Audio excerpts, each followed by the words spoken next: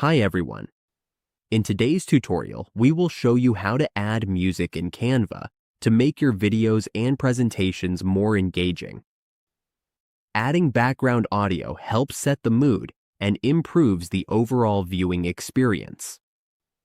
On the Canva dashboard, here is our Canva video project.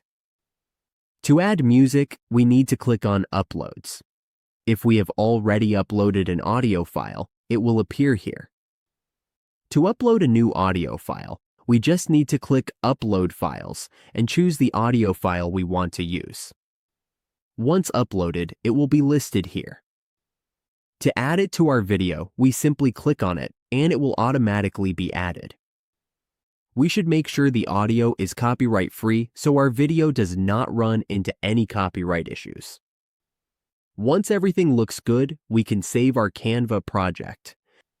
And that's how we add music in Canva in just a few simple steps. Our design will now feel more dynamic and professional.